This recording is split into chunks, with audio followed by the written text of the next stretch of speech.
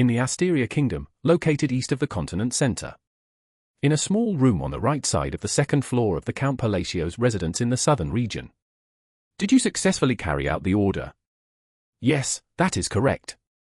The knight, standing, lowered his head in response to the man sitting on the bed. As you commanded, I rescued the orphans in the small village in the eastern part of the kingdom.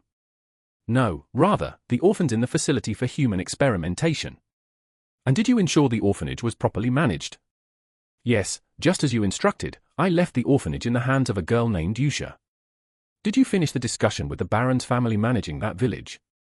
Yes, as soon as I showed them the documents related to the human experimentation, they obediently accepted all our demands, including the entire castle. With that, the knight, Evan, pulled out a leather pouch from his chest and placed it in front of Alone's side table. Good. Alone opened the pouch and smiled with satisfaction as he looked at the gold coins inside. Young master, if I may ask one thing. After a moment of silence, Evan spoke. What is it? You said the reason you attacked the human experimentation facility in Baron Alphen's territory was to save that girl, Yusha, right?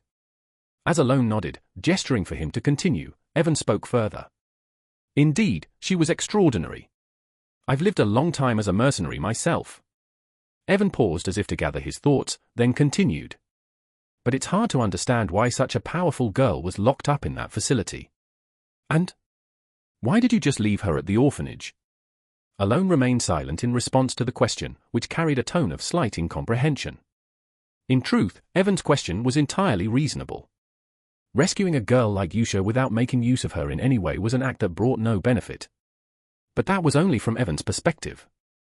The situation looked quite different from Alone's viewpoint. I removed one of the world's destruction flags, and that's enough for now. Yusha. Her real name was Yusha Bludia. In 10 years, she would become one of the 5 great sins, the sin of wrath, and wipe out 2 of the 5 allied kingdoms from the continent, causing hundreds of thousands of casualties. If someone were to ask how Alone knew what would happen 10 years later, it was because he was a person who had been reincarnated. Moreover, he was aware that this world would be utterly destroyed in 10 years as a dark fantasy RPG game called Psychedelia. Sigh. Alone clutched his throbbing head as he remembered the moment he first regained consciousness 2 months ago and let out a deep sigh. At first, just realizing that this was a fantasy world made me bedridden for 3 days, and then discovering that it was 10 years before the main plot of Psychedelia started made me sick for 10 more. Initially, when Alone thought he had merely reincarnated into a fantasy world, he despaired for about 3 days. However, as he began to adapt to the world, the situation didn't seem so bad. Surprisingly, being a noble was quite manageable. The life of a noble was incredibly comfortable. He could wake up whenever he wanted, sleep whenever he wanted, do whatever he wanted, and eat whenever he felt like it. Although he was the 3rd son of a count and held no real power, he was in a position where he could fully enjoy the pleasures of life without responsibility. That's why, at first, he was somewhat happy. For someone who had worked 78 hours a week at a low-paying job, the life of a noble was unbelievably luxurious. Of course, not being able to access the internet, the pinnacle of modern civilization, was a severe drawback. Still, the life of a noble was satisfying enough to overlook that. But that only lasted for a while. Alone's mood darkened rapidly once he realized that this continent was named Ampilan. And even more so when he recalled that the noble family he had reincarnated into was the Count Palacio's family. Ampilan was the name of the continent in Psychedelia, the game he had played during his sparse free time while slaving away at work. And the Count Palacio's family was briefly mentioned in one of the game's quests. Moreover, the despair he felt upon realizing that this was 10 years before the main plot of Psychedelia began was as crushing as the time when his paycheck had been delayed for 3 consecutive months. The world of Psychedelia was one where all living creatures, whether nobles or commoners, would be mercilessly ground to dust in 10 years. Among the most doomed was the Asteria Kingdom, to which the Count Palacio's family belonged. In any game route, the moment one of the 5 great sins appeared, the kingdom was wiped off the map. In other words, it was destroyed. The kingdom would disappear. The nobility would vanish. Cities would be obliterated. In short, Alone's noble life as the 3rd son of the Count Palacio family would inevitably come to an end in 10 years. Thus, if Alone wished to continue enjoying his peaceful noble life, he would have to eliminate all 5 great sins, who were destined to become human-killing machines in the future. And what he was doing now was part of that plan. Well, that's it. However, there was no way he could explain all this to Evan. It's just that the time hasn't come yet. The time hasn't come. Yes. Anyway, make sure this matter doesn't leak to the outside, and continue supporting the orphanage as requested. Oh, and one more thing. Alone pulled out a letter from his chest and handed it over. Deliver this letter to her. This letter? Evan asked curiously, and Alone replied. Yes. Strictly speaking, it was something important. The letter contained a phrase that always appeared in a mandatory event when encountering the sin of wrath in the game Psychedelia. The suffering of the dark, the enlightenment of the light. A single despair and belonging. This phrase was uttered by a slightly suspicious archbishop NPC from a certain holy country, who would accompany the protagonist and attempt to calm the sin of wrath. However, the moment he spoke, the archbishop would turn into a pile of blood, and the sin of wrath would, with an irritated expression, say, "It's too late," before the battle began. The reason Alone now chose to use this phrase was because the current time was what the sin of wrath referred to as the past during the game. He had seen the phrase repeatedly while playing the game over and over, labeled as a spell that could befriend the bloodline, as stated by the Archbishop NPC. Of course, it's ridiculous to think that reciting one spell would turn you into a friend of those insane creatures who make pacts with Chulhu and wield power. But considering these are people who worship such beings, it oddly makes sense. It was impossible to predict the thoughts of those whose minds bordered on fanaticism. As Alone watched the mercenary knight bow respectfully and leave the room, he shrugged and thought to himself. Now that I've removed the first landmine, it's time for the second. A few days later. Here's the letter. Evan, having received Alone's orders, arrived at the orphanage once again and handed the letter to her, unable to hide his unease. It was understandable, given that the girl, Yusha, standing before him, was strange. Her red eyes, in stark contrast to her white hair, held no emotion whatsoever. No, not even a trace of emotion could be detected. Complete apathy. The girl, who looked as if she regarded every being in the world as mere objects, extended her hand and accepted the letter with the same expression she had when Evan first rescued her from the orphanage. Russell, Russell! Yusha silently began to open the letter. Evan's expression remained puzzled, unable to comprehend why she had been confined in such a facility. Although he hadn't reached mastery, Evan could manipulate mana, and with that came the ability to sense the energy of others. Moreover, Evan's talent for sensing mana was significantly superior to that of other knights, allowing him to perceive it with far greater accuracy. That's why he could tell. No matter how you look at it, this doesn't make sense. The girl standing before him was far too formidable to have been locked up in such a place. And as Evan pondered this, another question arose in his mind. It was about the third son of the Count Palacio family who had hired him a few months ago at a tavern. During his time as a mercenary, Evan had heard that the third son of the Count Palacio family was treated as a virtual outcast, the typical untalented bastard child of a noble house. Additionally, there were rumors that, due to his timid nature, he was often bullied by his notorious elder brothers, who were known as scoundrels. So how did such a third son of the Count know about the secret human experimentation that the Baron's family was conducting in that hidden facility? I don't understand at all. As Evan was lost in thought, his eyes suddenly widened. The reason was. The expressionless Yusha, who had been standing there until a moment ago, now had a broad smile on her lips. No, it was more than just a smile. Her mana is becoming visible to the naked eye. Displaying a skill that could only be shown by those who had reached a certain level of mastery, she was doing so effortlessly. And then? The person who sent this letter, was it Sir Alone? As Yusha spoke, her vertical pupils, characteristic of the bloodline, similar to a reptile's, gazed directly at Evan. Even with that mere glance, Evan, who had reached the rank of an expert, felt an instinctive warning from his senses, and though he silently gasped in shock, he quickly composed himself and replied. Yes. Why didn't he call me? Yusha's question. Although the thought crossed his mind that he didn't know, Evan refrained from saying it carelessly. His instincts told him it would be a bad idea. Instead, Evan recalled a casual remark Alone had made and responded. He said the time wasn't right. I see. A short reply. But it was the correct answer, as evidenced by the long, curved smile on her lips. She. Yusha Bludia, no. I understand. The first daughter of the bloodline, Yusha Bloody Queen, moved her enchanting red lips and said. I understand his will. With the letter containing a secret phrase known only to her master held close, she twisted her lips into a bizarre smile. 3 months had passed since Alone rescued Yusha Bludia, who would become a human extermination machine in 10 years. During those 3 months, Alone faithfully lived each day and managed to locate the second sin that needed saving. About a month later, as you instructed, I rescued the child from the illegal slave market and sent them to the orphanage managed by Yusha. Alone, who was in the study on some business, heard the report from Evan. You treated them well, as I said. Yes. There were no fights. Of course. Alone, accustomed to Evan's reports after nearly half a year, nodded as if satisfied. But once again, Evan hesitantly asked a question. But may I ask you something? What is it? Why did you send the child you went to such lengths to find to the orphanage? I hesitate to say this, but the child you rescued this time also has an extraordinary talent. Understanding Evan's meaning immediately, Alone nodded thoughtfully. Not just extraordinary, it's world-ending level talent. The man Alone had rescued this time from the illegal slave market in the kingdom of Kallian, the central nation of the Allied Kingdoms, was none other than Deus. Deus Macallion. One of the bosses in Psychedelia, who would become the sin of sloth, one of the 5 great sins in 10 years, and, like the sin of wrath, he would erase several allied kingdoms, including the kingdom of Asteria, from the continent as soon as he appeared. And he did so in the worst possible way.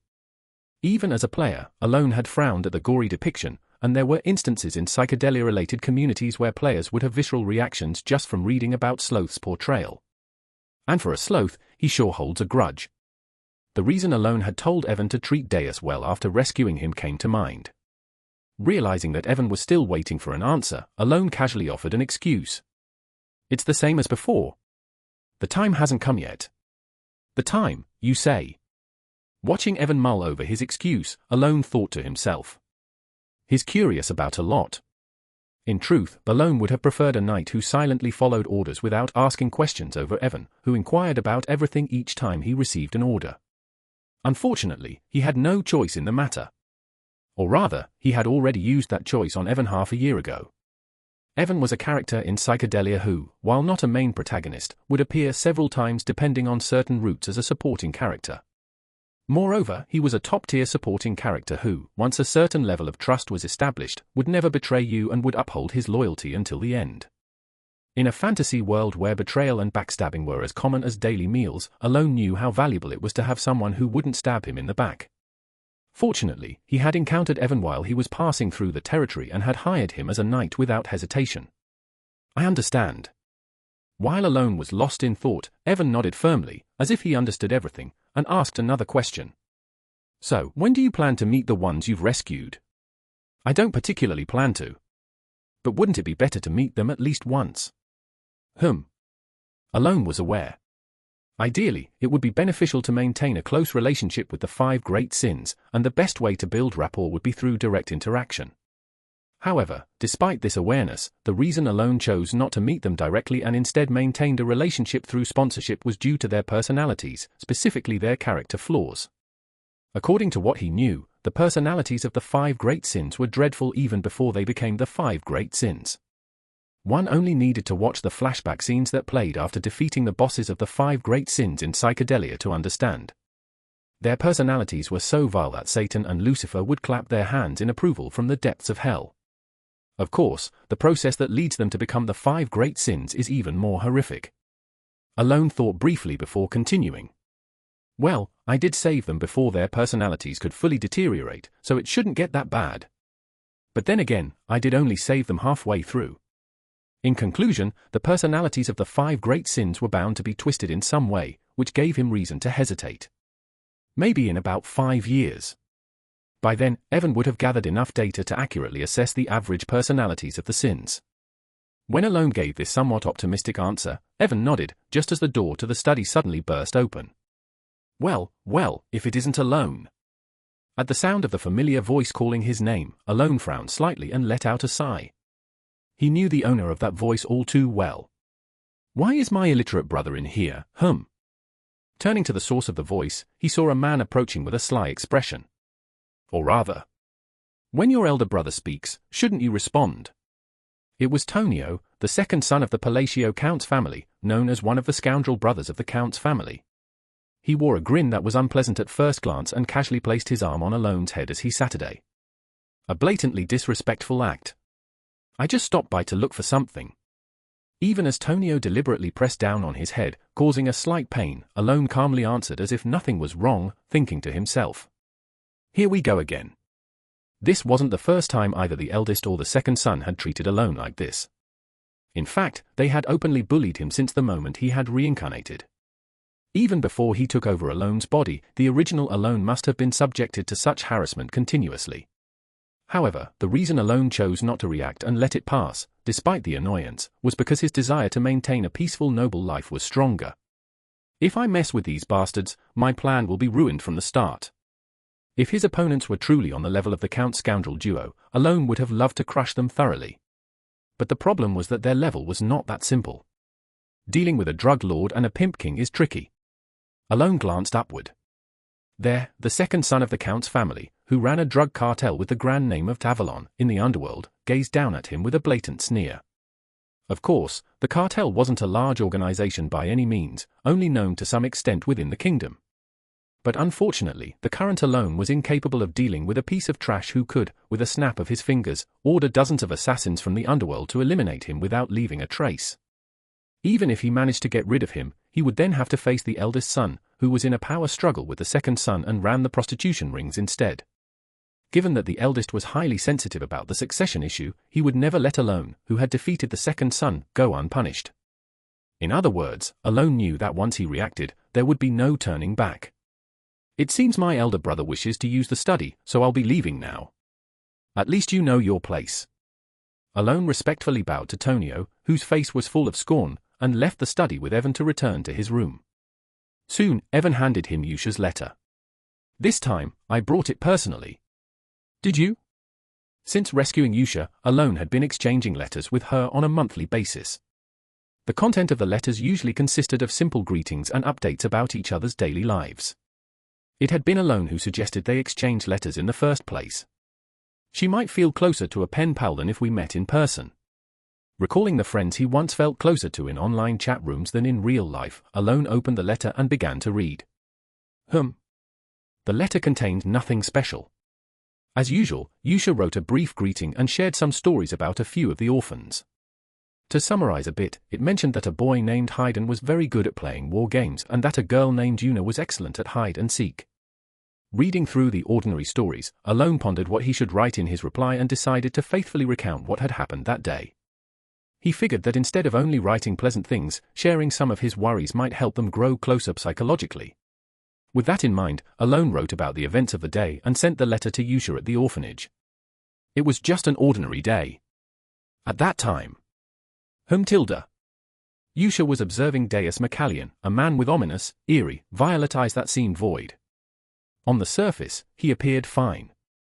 His limbs were intact, though his body bore numerous signs of abuse, he didn't seem physically hindered. But that was only on the surface. If anyone else saw Deus Macallion, they would be convinced that he was broken. His body might have been intact, but his eyes, which should have shown some emotion, were empty, staring blankly into space. He was like a man whose mind had been shattered by mental magic, expressionless and motionless, staring vacantly at a single spot. He was the very image of a broken man. However, Yusha smiled deeply as she looked at him. The traces left by that thing. Allowing to take direct revenge, you're truly considerate. More than just smiling, Yusha clearly understood the intent behind why he had sent Deus here and spoke. Black goat. Just a single word. But that single word was enough to elicit a response from Deus, who had been no different from a broken man until just moments ago. What filled his once empty eyes was neither intelligence nor awareness, but pure hatred, anger, and fear. Confirming this, Yusha smiled and spoke. Don't you want revenge? At Yusha's words, Deus's vacant gaze shifted to her. His eyes were filled with hatred, murderous intent, and curiosity. Noticing this easily, Yusha didn't say anything more. She simply scattered a light amount of mana. A mana that he had granted, meant solely to confront the Black Ones.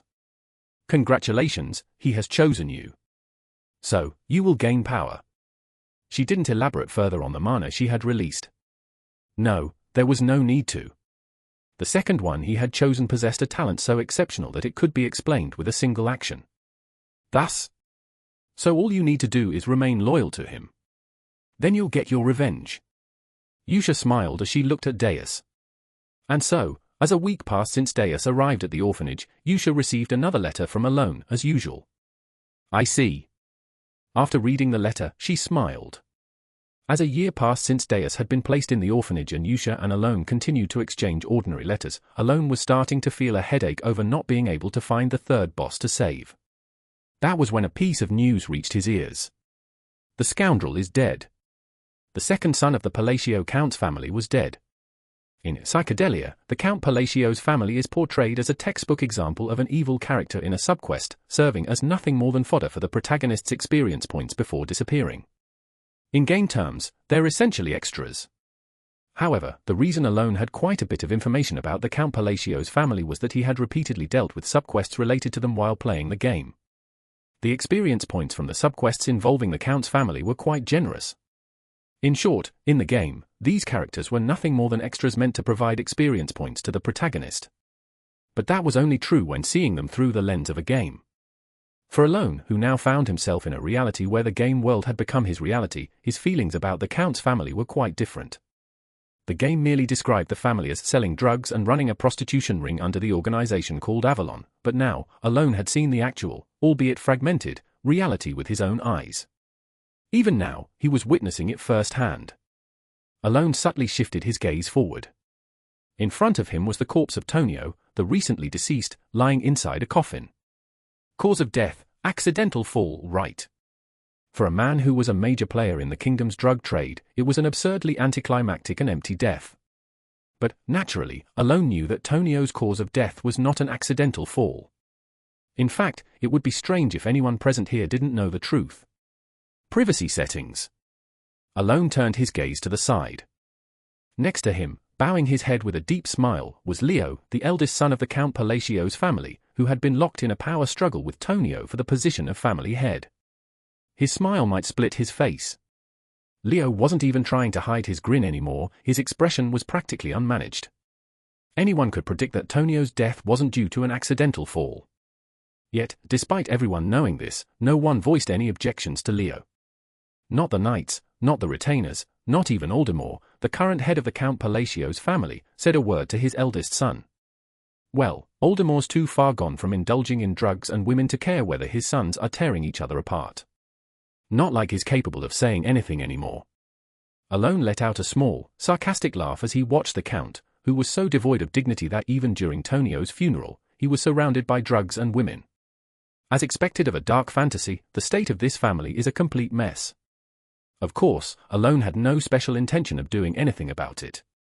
From the beginning, Alone's plan was proceeding smoothly without him having to do much, and the only real problem he faced was the 5 great sins. I need to find the rest quickly. As Alone thought about this, he watched the final stages of the funeral unfold. As the coffin containing Tonio was about to be sealed. A question suddenly crossed Alone's mind. Was Tonio's death supposed to happen like this? When he played the episode involving the Count Palacio's family in the game, only Leo appeared, so it wasn't difficult for Alone to predict Tonio's death. However, what made him question Tonio's death now was something Leo had said while being disciplined by the protagonist. Didn't he mention, after suffering for years, that he finally killed Tonio and became the undisputed heir? Having played the game multiple times, and recalling how ridiculous Leo looked in his final moments, Alone couldn't help but tilt his head in confusion. Still, he quickly shrugged it off. After all, it wasn't something he was deeply concerned about. A few days after Tonio's funeral, the Count Palacio's family, which had been in turmoil due to the second son's death, suddenly became remarkably peaceful. The succession battle had ended. Although the Count had a third son, Alone, in addition to Tonio, no one expected the family to descend into chaos again. Everyone knew that unlike Tonio, who had aligned with the underworld and sold drugs to gain power to oppose the eldest son, Alone had no power whatsoever. Privacy settings. Even Leo, who was highly sensitive to the succession issue, showed no concern about Alone and didn't pay him any attention. Instead, Leo seemed more preoccupied with swallowing up the drug trade that Tonio had left behind. Anyway, with peace returning to the Count's family, Alone was reading a letter from Yusha. The letters they had exchanged for almost a year now were always the same, nothing special. The content of the letter mostly revolved around the orphanage. She wrote about how some of the children were growing well, and there were also a few brief mentions of Deus, whom Alone had sent there. They're growing well without any issues. Alone smiled with satisfaction as he read the short line in Yusha's letter. When he had sent Deus to the orphanage, he had asked Yusha to take special care of him since he was a bit of a difficult child, and she always included a short update on Deus in her letters. Talking to her through letters like this, she really comes off as a kind, innocent girl from the countryside. He briefly considered visiting her but quickly shook his head and continued reading the letter. As he neared the end of the letter, Alone suddenly spoke. Evan. Yes, what is it? Do orphanages usually receive a lot of donations? Usually, well, they probably receive some, but not too many, I'd think. That's what I thought. The reason Alone had asked about donations was because of a donation list written at the end of Yusha's letter. Was it 3 months ago, or 4 months? Curiously, starting a few months ago, someone else had begun donating to the orphanage that Alone had been supporting. Of course, the letter only mentioned that a merchant named Maleno had made a donation, so he didn't know the exact amount, but this month, 5 people, including me, donated to the orphanage. Though his expression grew puzzled while reading the letter, Alone quickly dismissed it. Well, the more donations, the better. With that, Alone wrote a reply to Yusha, half-heartedly agreeing with her stories, and handed it to Evan. Are you going to deliver it personally again? No, didn't I go there just a few months ago? Privacy settings. 3 months ago, I believe. And what did you say back then? If you're asking about the orphanage, I reported that it was running well. Deus, who I delivered there, also seemed to be much better. Really?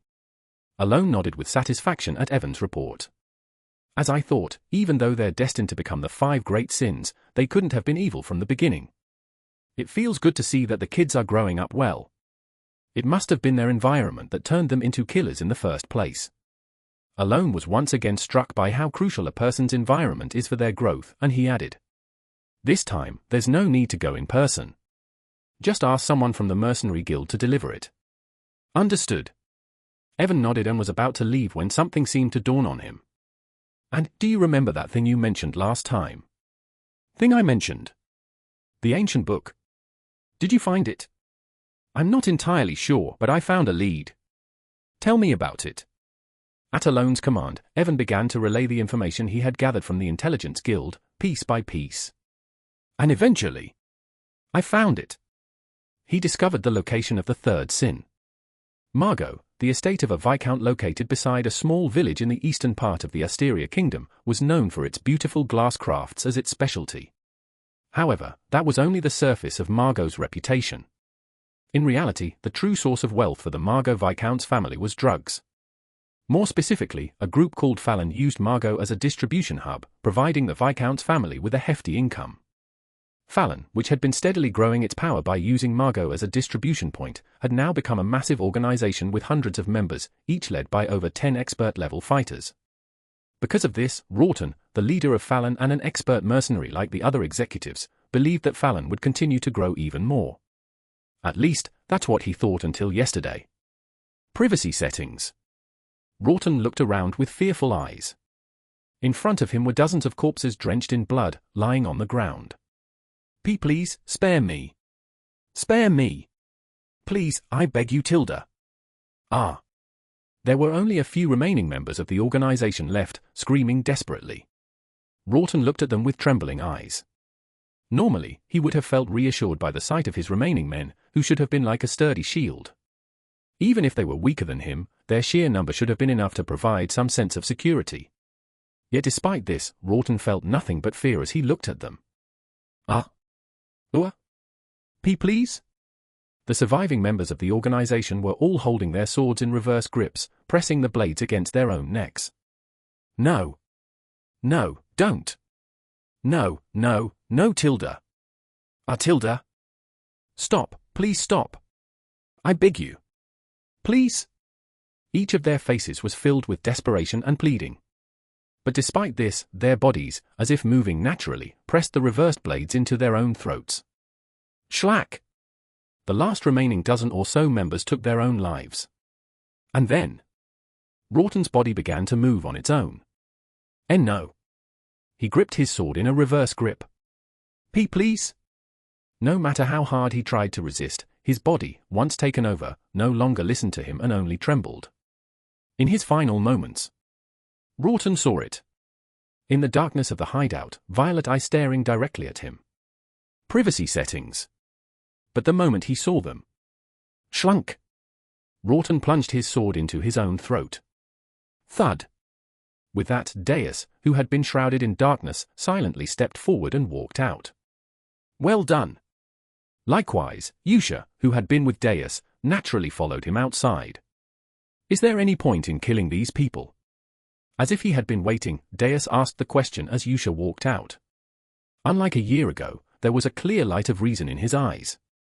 Are you feeling sympathetic? No. I know these people were grinding up humans to make drugs. Then? I'm just wondering if killing them will help us kill those bastards. In response to Deus's question, Yusha smiled and said, of course. Her answer was clear. This is just laying the groundwork for his return. Thud. With her words, a pattern began to form beneath her feet. Engraved in the magic circle was a giant eye with a crescent moon inside. When he arrives, we wouldn't want his place to be in squalor, would we? I understand. Deus, who had been staring at the pattern beneath her feet, nodded as if he had grasped her intent. He said nothing more. All is as he wills. Muttering those words, which he had repeated countless times, the two finished drawing the magic circle beneath them and disappeared into the darkness, leaving no one behind in Fallon's hideout. Time passed, and it was now the second year since Alone had rescued Yusha and begun exchanging letters with her regularly. I've successfully rescued them again this time. Is that so? Alone received the good news from Evan. Did you send them to the orphanage? Yes, this makes it the fifth one. At Evan's words, Alone nodded. Over the past year, Alone had successfully rescued the 3 sins he originally planned to save. Saving the sin of greed was a bit tricky. The third sin he rescued, who is currently known by the name Rhine Groff, was difficult to find, but rescuing her itself wasn't that challenging. The same went for the other sins. It took a few months to locate each one, but with Alone diligently using his game knowledge to direct Evan, they were all found. As he looked at Evan, who had been running around to rescue the 5 great sins over the past year, Alone spoke. You can take a break now. Is it over? It's over. Privacy settings. That's a relief. Evan let out a sigh of relief and looked at Alone. But, young master, aren't you happy? Of course, I'm happy. You don't look like it, though. Really? At Evan's remark, Alone turned to look at the mirror. In it was the face of Alone, a face he had grown accustomed to. Indeed. The man reflected in the mirror had a blank expression. No, on closer inspection, the corners of his mouth were slightly raised, but the change in his expression was so subtle that it would be hard to notice unless one looked closely. Alone tried to force his face into a smile, but stopped when he saw that his face, which was normally quite decent looking, now looked like that of a strange man. It feels like only my facial muscles didn't fully adapt to this body. Unlike before, when his emotions were clearly displayed, Alone's face now rarely showed any expression. Even if it did, the change was exceedingly subtle. Not that it's a bad thing. Of course, Alone didn't think much of it. The fact that his emotions didn't show wasn't a problem for him, but rather for others who interacted with him. He wasn't particularly bothered by it. Anyway, this concludes everything I needed to do for now. Alone smiled as he thought of the 5 potential sins he had gathered at the orphanage. I didn't expect things to go this well. In truth, Alone hadn't expected things to go so smoothly from the start. The 5 great sins had every reason to become the monsters they were destined to be. No matter how hard Alone tried, it wasn't like he could save them before they encountered any misfortune at all. In other words, Alone's only concern had been that he wouldn't be able to save the 5 great sins until they were already too far gone. But contrary to his worries, all 5 of the sins were growing up normally. Evan. Yes. When you visited the orphanage last time, you said there didn't seem to be any problems, right? When I checked, even Rhine and Sealrang, who were in bad shape before arriving at the orphanage, had returned to a relatively normal state. Really? Privacy settings. Yes. When I first rescued Sealrang, she was like a broken doll, doing nothing and just staying still, but at the orphanage, she was getting along well. Similarly, when I first rescued Rhine, she kept her eyes closed as if she didn't want to see anything, but when I saw her last, she was reading a book with interest. At Evan's report, Alone nodded. The content matched what Yusha had written in her letters. I didn't expect Yusha to do such a good job. Initially, Alone had left Yusha at the orphanage not only to keep her at a distance, but also because there was a setting in which she was somewhat attached to the orphanage. However, he hadn't been entirely sure that she would take care of the other children as well, and he had originally planned to send Evan to check on the situation and, if necessary, bring in professional help. But that's not necessary anymore. Alone smiled. Everything had gone even better than he expected, and thanks to Yusha's efforts, there was now only one thing left for Alone to do. Develop some level of self-defense skills. Of course, as the third son of the Palacio Count's family, if he didn't take any particular action, his life wouldn't be in danger. Especially since Evan was by his side. But given that this world was based on a dark fantasy, it was essential to have at least some ability to protect himself. He was considering learning magic. Oh, by the way, have you heard about the blue moon, young master? While he was pondering this, Evan's question brought Alone back to the present. The blue moon. Yes, it's a recently famous organization in the eastern regions. From what I've heard, they've been hunting down other organizations. An organization hunting other organizations? Yes. Then they're doing a good thing. Alone responded dully, having fully adapted to the dark fantasy world.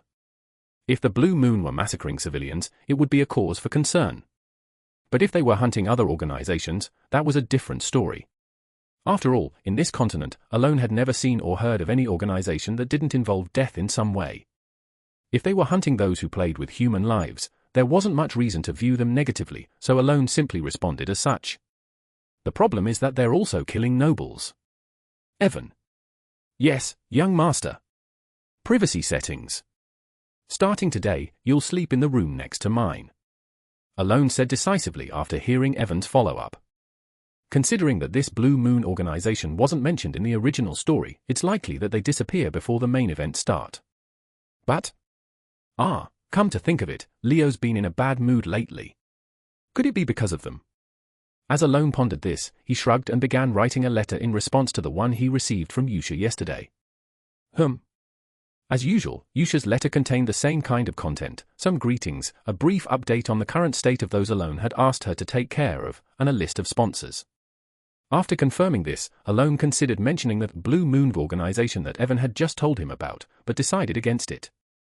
The Blue Moon might be hunting organizations and nobles, but they weren't targeting orphanages filled with children. As always, Alone finished writing the letter and sent it through the Mercenary Guild. It was a relaxed day. A few weeks later, at the orphanage in the eastern region. During a regular meeting that had begun on a weekly basis after activities had officially started, Yusha was reading the letter Alone had sent. Is that a letter from him? Let me read it. Me too. Me too, I want to read it. A girl enthusiastically waved her hand, while another girl opposite her quietly raised her own hand as Yusha read the letter. Even in the dimly lit hideout, their golden and green eyes sparkled. These were Sealrang and Rhine, the future sins of pride and greed, respectively. Here. Really? Can I really see it? You didn't let me see it last time. It's about time I did. Yusha smiled as she handed the letter over. Sealrang and Rhine, along with Deus, who had been silently watching, all looked at the letter with curiosity. A little while later. Is this all an instruction sheet? It just looks like an ordinary conversation. They all expressed their confusion as they reread the letter before them. The letter contained nothing but mundane daily conversation. Deus, seeking an explanation, looked at Yusha with a questioning expression, and she smiled as she explained. That's how it's supposed to look. He ordered me from the beginning to write it as if it were just a normal conversation. Privacy settings. Then, Yusha pulled out a slightly worn letter from her chest and showed it to them. The content of the letter was simple. It started with casual greetings and naturally moved on to suggest that they regularly exchanged letters about the orphanage. Sealrang and Rhine frowned, puzzled. But Deus, seemingly understanding the true intent behind the letter, spoke. Is it because he doesn't want any secrets to be leaked, so he exchanges letters in this way? Correct. I see. Deus nodded in agreement, then glanced at Sealrang and Rhine, who were still focused on the letter.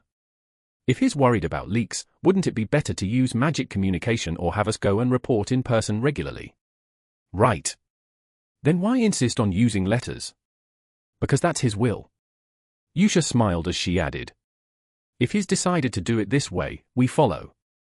There's no need to question or think about it. At her words, Deus felt a dryness in his mouth. While Yusha's emotions were generally calm, whenever she spoke about him, there was a deep, unsettling conviction that even made his skin crawl. Understood. Thus, Deus nodded quietly, looking into her red eyes, which now gleamed with the light of a fanatic. With that, Yusha collected the letter she had distributed to the members and carefully stored it in her chest, marking the end of the meeting. Sealrang, what about the North? You mean the slavers? Yes. At Yusha's question, Sealrang flashed a bright smile. I took care of them all. And your identity? I wasn't exposed.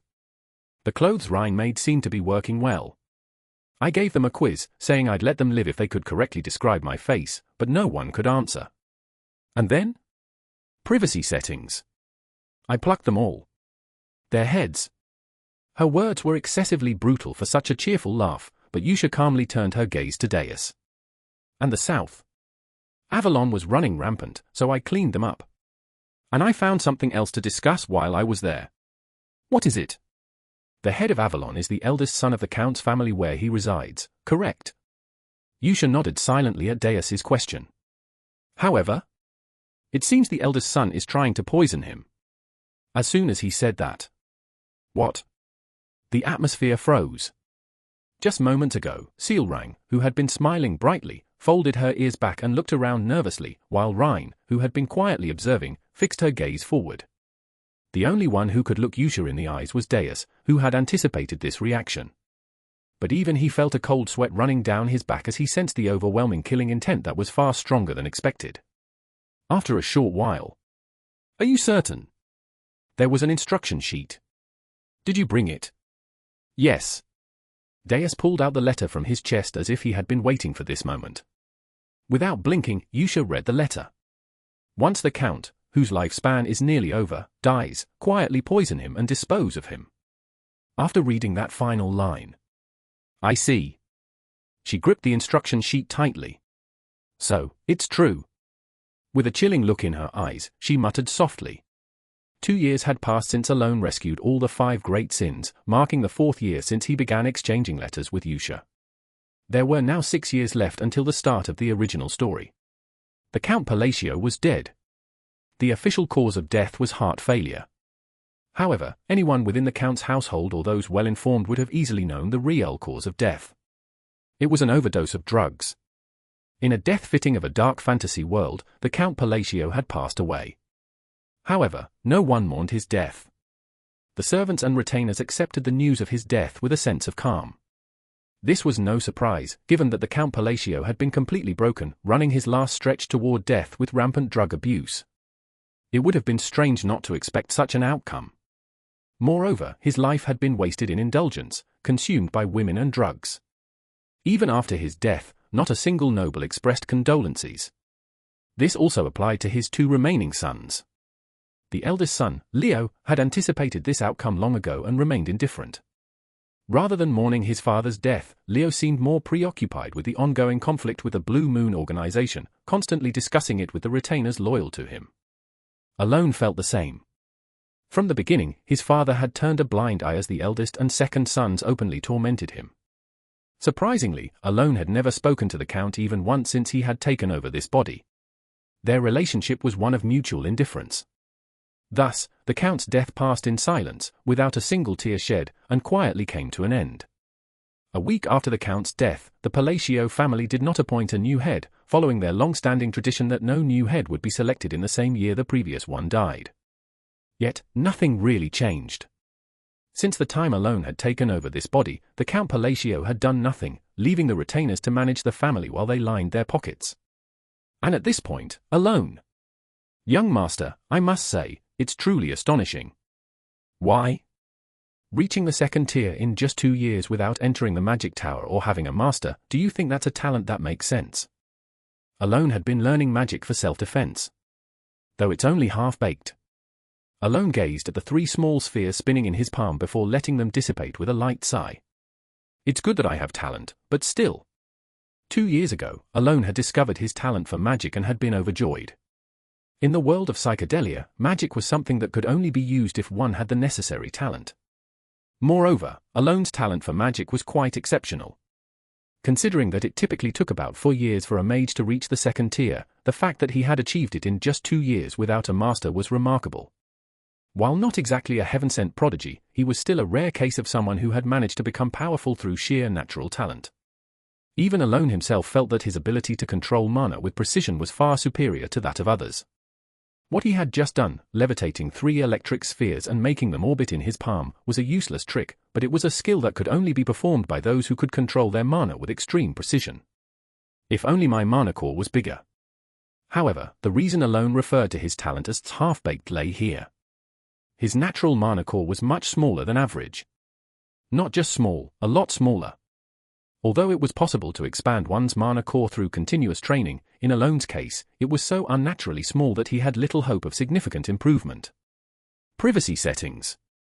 A mana core is akin to one's physical stature, something one is born with.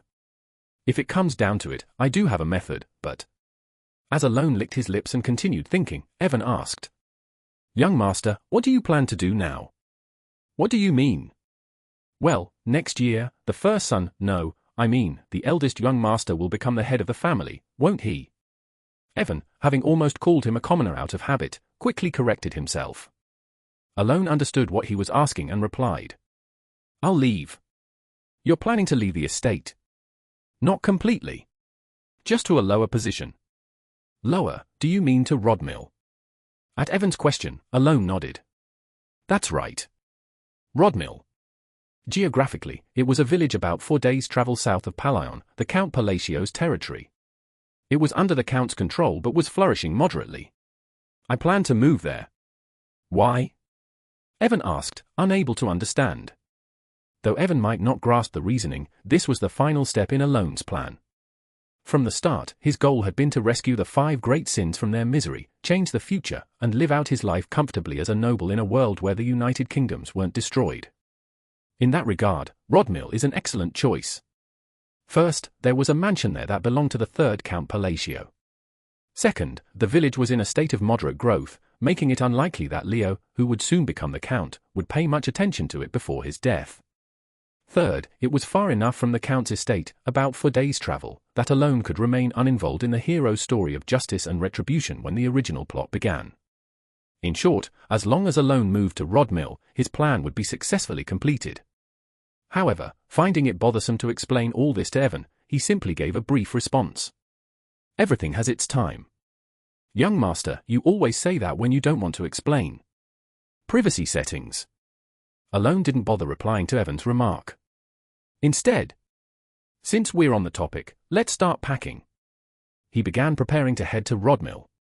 Exactly 1 month later, Leo, the eldest son of the Count Palacio's family and a major figure in the underworld as the leader of Avalon, was contemplating something as he watched his younger brother board a carriage with a knight in tow, leaving the estate. "What should I do? Whether to kill Alone or not?" To be honest, Leo didn't find Alone to be much of a threat. It had been that way since they were children.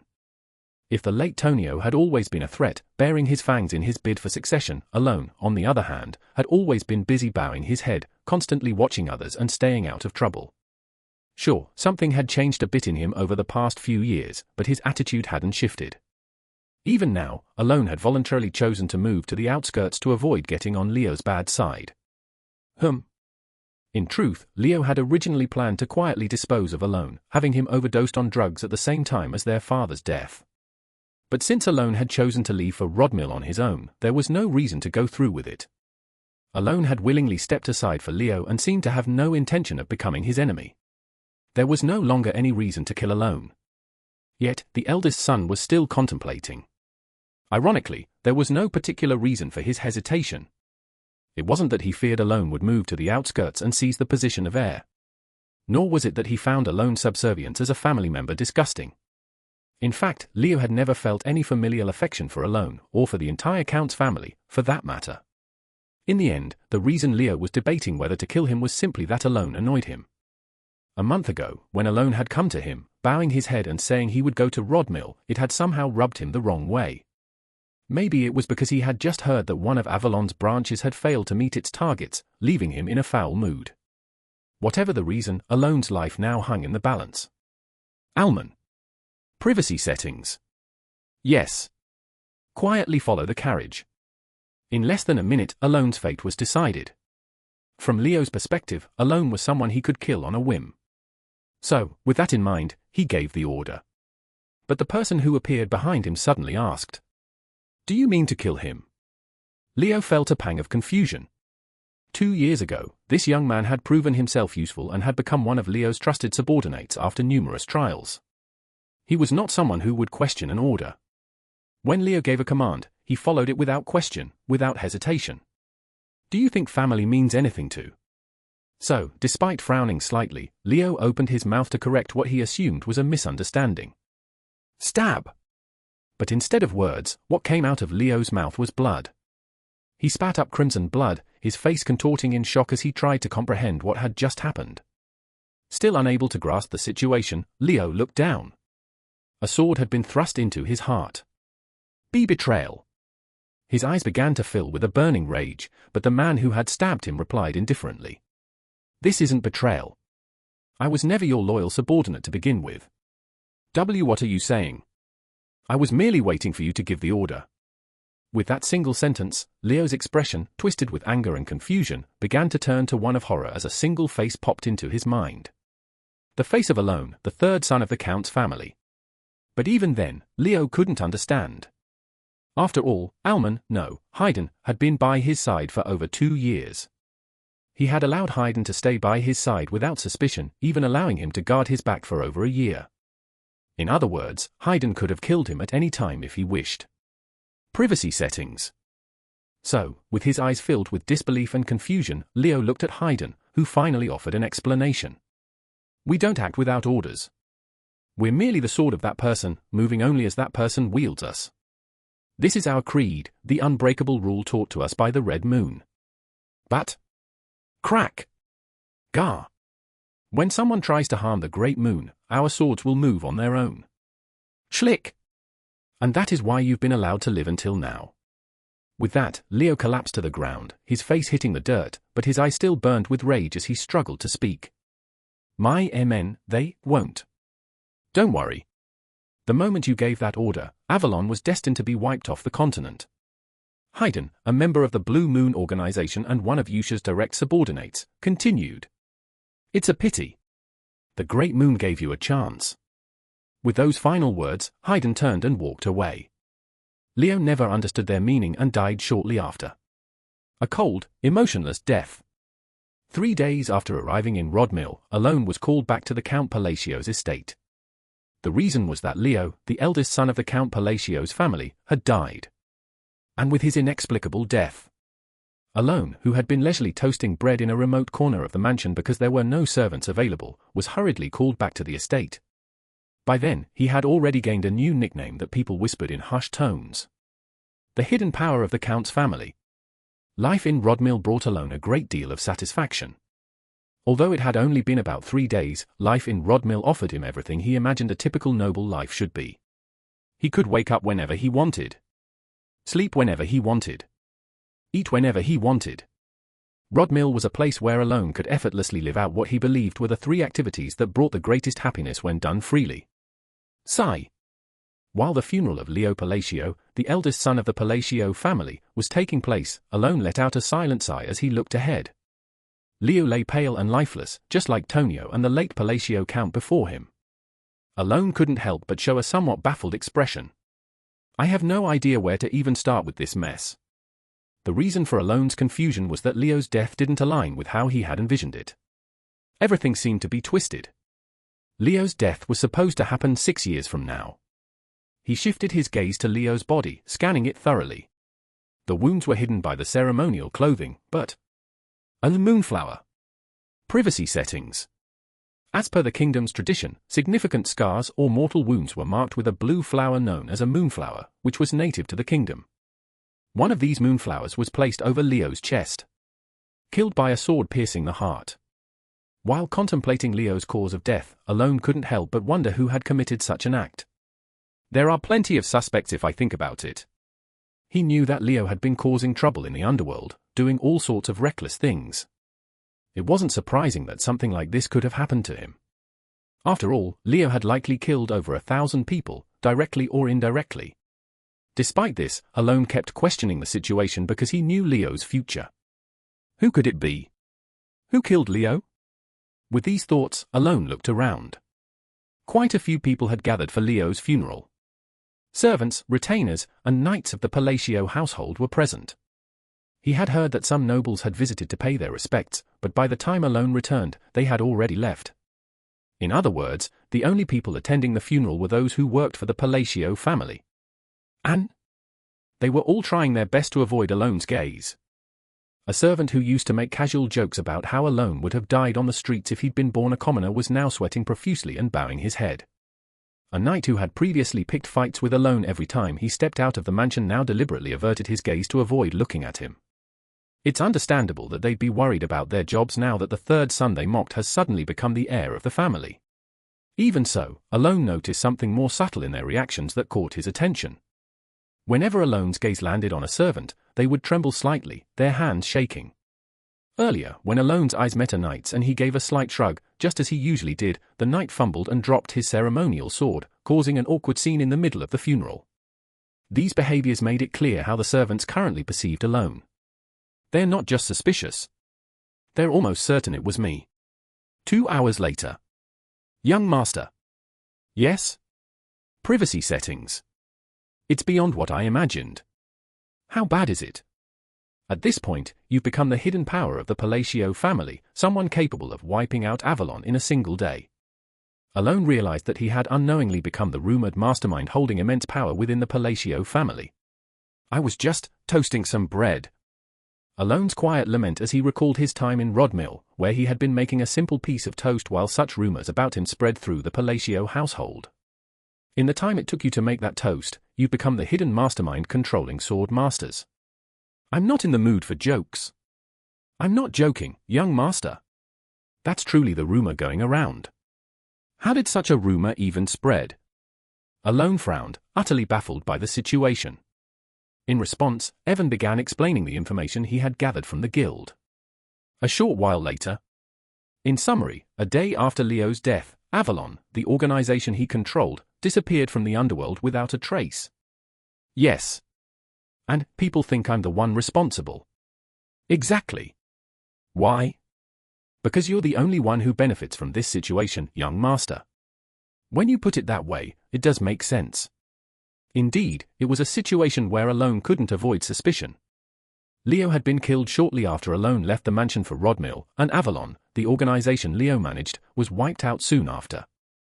In such a scenario, it was obvious that Alone stood to gain the most. He had a perfect alibi, being away in Rodmill, while securing his position as the heir to the Palacio family. Moreover, with Avalon's destruction, the ties to the underworld that had clung to the Palacio family like sticky tar were completely severed. In other words, any influence the underworld might have had to bother Alone was now entirely eliminated. But? Are you sure you didn't do it, young master? You were right there with me, buttering the toast. That's true, but everything fell into place so perfectly that I just had to ask. Are you doubting me? Privacy settings. I wouldn't say doubting, but you do sometimes give orders without explaining the reason behind them. Alone fell silent at Evan's words. It was true. Instead of replying, Alone began to think. Are there any groups in the eastern region that could have taken down a major underworld figure like Avalon? The 100 Ghost Night Parade? No, they won't appear for another 6 years. Then the Root organization? No, they're based in the east, so they wouldn't have come all the way here. Alone shook his head. No matter how much he thought about it, he couldn't think of any organization capable of wiping out Avalon in an instant. As he was about to abandon his thoughts, a realization struck him. Ah. He recalled something Evan had mentioned before and asked. Evan. Yes? Didn't you mention a group before that hunts other organizations? Oh, you mean the Blue Moon? Yeah, them. Could it be them? Evan shook his head at Alone's question. No. The Information Guild also ruled out the Blue Moon. How can they be sure? The Blue Moon always leaves a mark after their work is done. Also, where the blue moon has been, there may be pieces of bodies left behind, but never entire bodies. But that wasn't the case this time. They said it was a hellscape, most of the organization was cut down with blades. So that's why they think I have a sword master working for me. Exactly.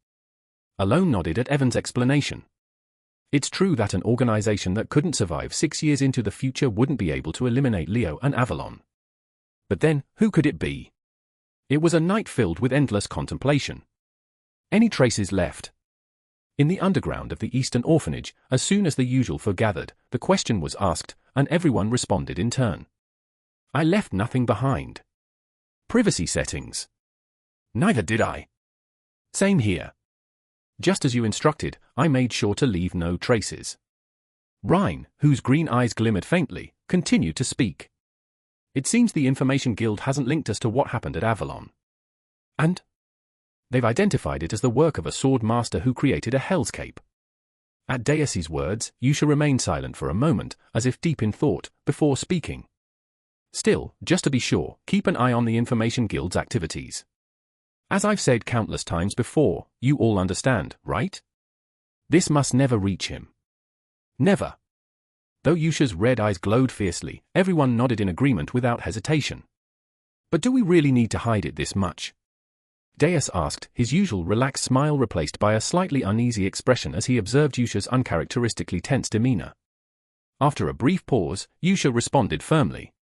Of course we need to hide it. Why? In response to Deus's continued questioning, Yusha's red eyes flashed as she answered. I told you, didn't I? We are his sword. We must not judge or think for ourselves, we must simply be the sword he wields. But a sword thinking for itself, that's not right, is it? But the eldest son of the Count's family targeted him first, so. It doesn't matter. What's wrong is wrong. There was no order. Understand? We only move on his command. If he didn't say anything, we don't act. Ever. Deus rubbed the roof of his mouth with his dry tongue as he looked into Yusha's eyes.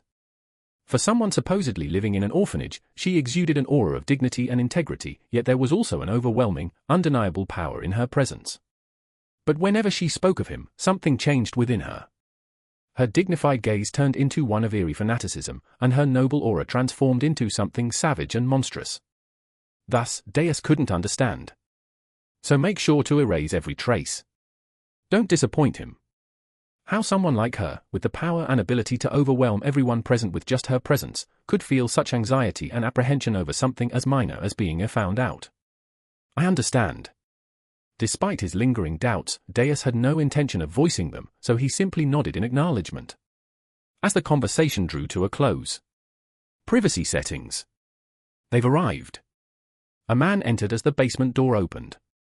Even in the dark, lightless basement, his hair shone with a radiant silver hue, as if it had captured the light of the moon itself. Just as the boss said. In the predetermined future, he was to become one of the 5 great sins, the sin of obsession. The remaining forces of Avalon, 286 men. Layden, his sharp moon-like eyes gleaming, reported. I cut them all in half and killed them. It had taken only 5 days for the great organization Avalon, which once dominated the eastern region of the Asteria Kingdom, to disappear, leaving only a tattered signboard behind. But I don't think the job is completely finished. What do you mean? I found additional nobles connected to Avalon. As he spoke, Layden pulled a meticulously folded piece of paper from his chest and placed it on the table in front of him. The Duke of Alsha's family is involved. It seems they are quite deeply entangled, with ledgers documenting their dealings. There are about 4 individuals, all of whom appear to be the Duke's children. Given how deeply they're involved, they might start asking questions about this incident. What should we do? After a moment of silence, Yusha, who had been pondering his words, spoke. You already know what I'm going to say, don't you? Her red eyes glinted ominously as she murmured. I see.